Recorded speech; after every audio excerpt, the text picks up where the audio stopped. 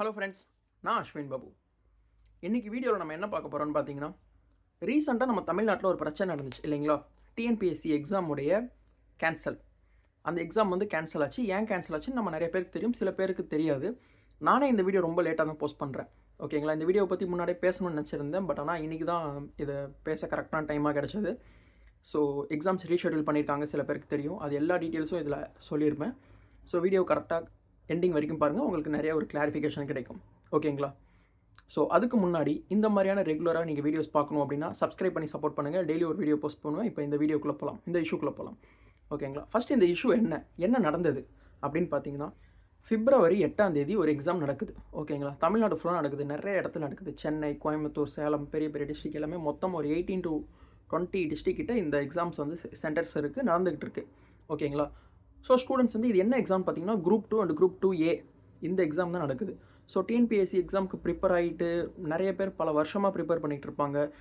அதுவும் வந்து பார்த்திங்கன்னா அவங்களோட சிலபஸ்லாம் ரீசெண்டாக சேஞ்ச் ஆச்சு, 2019 சேஞ்ச் ஆச்சு. அப்போலேருந்து ப்ரிப்பேர் பண்ணிகிட்டு இருக்க பசங்க இருக்காங்க. அதுக்கு முன்னாடி நிறைய அட்டெம்ப்ட் எழுதின பசங்க இருக்காங்க, ஃபைனல் அட்டெம்ப்ட் இருக்க பசங்களும் இருப்பாங்க. ஸோ இவ்வளோ பேர் இந்த ஒரு எக்ஸாமுக்காக எழுதுறதுக்கு அன்றைக்கி மட்டுமே மொத்தம் அரௌண்ட் மோர் தென் 9,000 ஸ்டூடெண்ட்ஸ் வந்து எழுத வந்திருக்காங்க. இங்கே பிரச்சனை என்னென்னாச்சுன்னா, ப்ராப்பரான ஆர்கனைஸ் பண்ணலை, அந்த எக்ஸாமை ப்ராப்பராக ஆர்கனைஸ் பண்ணல. ஓகேங்களா? எப்படி ஆர்கனைஸ் பண்ண 9,000 பேர் வந்து எக்ஸாம் எழுதுகிறாங்க அப்படின்னா, இந்த ஆர்கனைசேஷனுக்கு இப்போ தான் தெரியுமா, நேற்று தான் தெரியுமா இந்த எக்ஸாம் எழுத போகிறாங்கன்னு சொல்லிட்டு? முன்னாடியே அலாட் பண்ண எக்ஸாம் டேட் சொன்னது தானே. ஸோ அவங்களுக்கு எதனால் டைம் ஆகுது? ப்ராப்பராக அலாட் பண்ண முடியல, எக்ஸாம் சென்டர்ஸை ப்ராப்பராக அலாட் பண்ணல.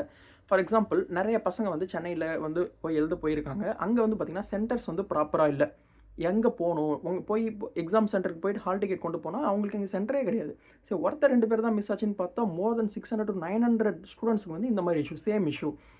ஃபார் எக்ஸாம்பிள் வந்து பார்த்தீங்கன்னா, டிஜி வைஷ்ணவ் காலேஜ் சென்னையில் இருக்கு இல்லைங்களா? டிஜி வைஷ்ணவ் காலேஜில் மட்டும் 1000 ஸ்டூடெண்ட்ஸுக்கு வந்து அலாட் பண்ணியிருக்காங்க. ஓகேன்னு சொல்லிட்டு 1000 ஸ்டூடெண்ட்ஸும் அங்கே போயிருக்காங்க. ஆனால் அங்கே சீட்டிங் மொத்தம் 300 பேருக்கு தான் சீட்டிங் இருக்குது.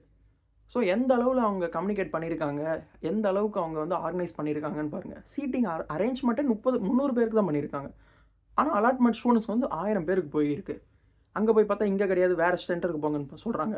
இங்கே வந்து 5 மினிட்ஸ் இல்லை, 1 or 2 மினிட்ஸ் லேட் ஆனால் கூட உள்ள விட மாட்டாங்க. இது மிகப்பெரிய பிரச்சனைலாம் ஆச்சு முன்னாடி. கொஞ்சம் நேரம் டைம் ஆனால் கூட உள்ள விட மாட்டாங்க. சென்னை டிராஃபிக்கில் ரொம்ப பிரச்சனையாக இருக்கும் அப்படின்னு சொல்லிட்டு முன்னாடிலாம் பல வருஷமாக என்ன பண்ணிகிட்டு இருக்காங்கன்னா, ஸ்டூடெண்ட்ஸ் பல ஏரியாவில் இருந்து வந்திருப்பாங்க இல்லைங்களா? வேறு டிஸ்ட்ரிக்ட்லேருந்து இன்னொரு டிஸ்ட்ரிக் போவாங்க. அதே டிஸ்ட்ரிக்டில் மோஸ்ட்லி கிடச்சிருக்காது. அவங்க வந்து என்ன பண்ணுவாங்கன்னா, முன்னாடி நாளே அங்கே போய் தங்கி அங்கேருந்து ஃப்ரெண்ட்ஸோட ரூம் எடுப்பாங்க, இல்லைனா வந்து பிஜியில் போய் ரூம் எடுப்பாங்க, ஹோட்டல்ஸில் ரூம் போட்டு தங்கியிருப்பாங்க, அங்கேருந்து போயிட்டுருப்பாங்க. ஸோ அப்படி போகும்போது சில டைம் வந்து லேட் ஆகும், வெளியூர்லேருந்து வரவங்களுக்கு லேட் ஆகும், அவங்கள அலோவ் பண்ண மாட்டாங்க. சரி, ஓகே, லீகலாக டைமிங்க்கு வரல, அலோவ் பண்ணலனா கூட. இப்போ இதுக்கு என்ன ஆன்சர் சொல்ல போகிறீங்க? எதுவுமே சொல்ல முடியாது. ஸோ பார்த்திங்கன்னா, இதுக்கப்புறம் இந்த மாதிரி பிரச்சனை நடந்துச்சு. எல்லா ஸ்டூடெண்ட்ஸும் வந்து ரோட்டுக்கு வந்து உட்காந்துட்டாங்க. பப்ளிக் ரொம்ப டிஸ்டர்ப் ஆச்சு. ஓகேன்னு சொல்லிட்டு அந்த டைமில் அவங்க என்ன பண்ணுறாங்கன்னா, ஆல் ஓவர் தமிழ்நாடு எங்கெங்கெல்லாம் எக்ஸாம்ஸ் நடக்குதோ எல்லாத்தையுமே டோட்டலாக வந்து கேன்சல் பண்ணுறாங்க. எங்கேயுமே எக்ஸாம் நடக்காத மாதிரி பண்ணுறாங்க. எத்தனை பேர் பாதிப்புக்கு உள்ளானாங்க? சரி, இதெல்லாம் வந்து சும்மா சின்ன சின்ன ஆர்கனைசேஷன் பண்ணுறது இல்லை. இந்த ஒரு டிஎன்பிசின்றது அண்டர் யார் கண்ட்ரோல் வரும்னா, சீஃப் மினிஸ்டர் கண்ட்ரோல் வரும், எம்கே ஸ்டாலினுடைய கண்ட்ரோலில் வரும். ஸோ ஸ்டாலினோட கண்ட்ரோலில் வரும்போது, ஸோ இப்படி சீஃப் மினிஸ்டருடைய கண்ட்ரோலில் வரும்போது அது கீழே இருக்க ஆஃபீஸர்ஸ் எவ்வளோ லத்தாஜிக்காக இருந்திருக்காங்க. சரி, மினிஸ்டர்ஸ் கீழே வந்து தான் ஆல்ரெடி அந்த இடியில் வந்து கம்ப்ளைண்ட் பண்ணி, முனிசிபாலிட்டி எக்ஸாம்ஸில் வந்து கம்ப்ளைண்ட் பண்ணி, KN நேரு வந்து 1000 crores வந்து ஊழல் பண்ணியிருக்காருன்னு ஓப்பனாக சொன்னாங்க. இப்போ வரைக்கும் அவங்க மேலே எஃப்ஐஆர் கூட போட்டு ஆக்ஷன் எடுக்கல தமிழ்நாடு கவர்மெண்ட். கேட்டால் வந்து பிஜேபியோடைய சதி செயல் அப்படின்னு சொல்லிட்டு நழுவி போய்கிட்டு இருக்காங்க. அது சொல்கிறாங்க, தப்போ கரெக்டோ, நீங்கள் எஃப்ஐஆர் போட்டு ஆக்ஷன் எடுக்க வேண்டியதானே. ஆக்ஷன் எடுத்து அதுக்கப்புறம் நீங்கள் நிரூபிச்சிக்கலாம், நீங்கள் உங்கள் மேலே தப்பு இருக்கா இல்லையானா. அதுவும் பண்ணுறதில்லை. ஸோ இப்போ வந்து பார்த்திங்கன்னா, ஸ்டாலின் கீழே இருக்க அஃபிஷியல்ஸும் நிறைய பிரச்சனை பண்ணியிருக்காங்க. எவ்வளோ லத்தாஜிக்காக இருந்திருக்காங்க. 9,000 ஸ்டூடெண்ட்ஸ்.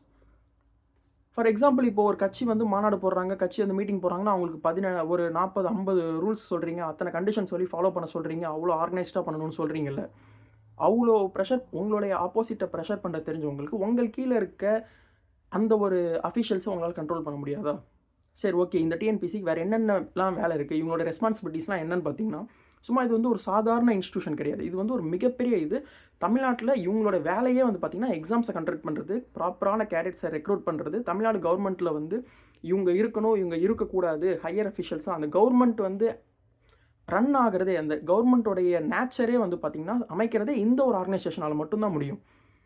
எங்கெங்கே எந்தெந்த ஆஃபீஸர்ஸ் இருக்கணும், கவர்மெண்ட் ஆஃபீஸர்ஸ் யார் இருக்கணும், யார் இருக்கக்கூடாது, யாராவது பிரச்சனை பண்ணாங்கன்னா அவங்க மேலே எப்படி ஆக்ஷன் எடுக்கணும், இது எல்லாத்தையுமே பண்ணுற ஒரே ஒரு ஆர்கனைசேஷன் வந்து பார்த்தீங்கன்னா டிஎன்பிஎஸ்சி தான். அவங்களே இவ்வளோ மோசமாக ஸ்டூடெண்ட்ஸ் ஹேண்டில் பண்ணாங்கன்னா ஸ்டூடெண்ட்ஸ் என்ன பண்ணுவாங்க, சரி இது ஓகே, இது இன்றைக்கி நேற்று தான் நடக்குதா, இவங்க கவர்மெண்ட்டில் மட்டும் தான் நடக்குதா? அப்படி கிடையாது. எல்லா கவர்மெண்ட்லையும் இந்த இஷ்யூ வந்துகிட்டே இருக்குது. ஈவன் எடப்பாடி இருக்கும்போது இருந்துச்சு, ஜெயலலிதா மேடம் இருக்கும்போது இருந்துச்சு. இந்த இது தொடர்ந்து ஒவ்வொரு வருஷமும் நடந்துக்கிட்டே தான் இருக்குது. 2005லேருந்து நடந்திருக்கு. எப்போன்னு பார்த்தீங்கன்னா 2005ல், 13ல், 2019ல், 17ல், இந்த 19ல் வந்து பார்த்திங்கன்னா அதே மாதிரி தான் ஒரு 100க்கும் மேற்பட்ட மாணவர்கள் வந்து எக்ஸாம் எழுதியிருக்காங்க. அங்கே வந்து என்ன கிரிமினல் ஆக்டிவிட்டிஸ் நடந்திருக்குன்னா, எக்ஸாம்லாம் எழுதி முடிச்சதுக்கப்புறம் இந்த ஸ்கூல்லலாம் சின்ன பசங்களாம் பண்ணுவாங்கள்ல, இந்த ஸ்கூல் படிக்கிற பசங்களாம் எக்ஸாம் ஷீட்டை மாற்றி வைக்கிறது, ஆன்சர் ஷீட்டை மாற்றி வைக்கிறது பண்ணுவாங்கள்ல, அந்த மாதிரி கவர்மெண்ட்லேயே நடந்திருக்கு. சில பேர் அரெஸ்ட் பண்ணியிருக்காங்க. 2019ல் 100 பேருடைய ஆன்சர் ஷீட் என்ன ஆயிருக்குன்னா, அவங்க எழுதின ஆன்சர் ஷீட் இல்லாமல் வேற ஒரு ஆன்சர் ஷீட்டை கொண்டு வந்து வச்சுருக்காங்க. இது ஒரு மிகப்பெரிய இஷ்யூ ஆச்சு. இது வந்து எப்படி கரெக்டாக இருக்கும்? அப்புறம் எப்படி கவர்மெண்ட் மேலே ஒரு பிலீஃப் வரும்? பல லட்சம் மக்கள் வந்து இந்த ஒரு எக்ஸாமுக்காக ப்ரிப்பேர் பண்ணிகிட்டு இருக்காங்க. ஆனால் மக்களையும் வந்து சும்மா சொல்லக்கூடாது. ஃபார் எக்ஸாம்பிள் ஒரு 100 சீட்டு தான் இருக்குன்னா, பலாயிரம் பேர் வந்து எழுதுவாங்க. 100 வேக்கன்சி தான் இருக்குன்னா 9,000 10,000 பேர் வந்து எக்ஸாம் எழுதுவாங்க. ஸோ அந்த ஆஸ்பிரன்ஸை நம்ம என்ன சொல்ல முடியும்?